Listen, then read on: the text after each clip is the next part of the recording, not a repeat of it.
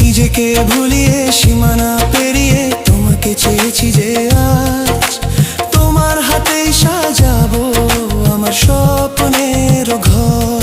আমি তোমার প্রেমে পড়ে দুনিয়া ভুলে গেছি।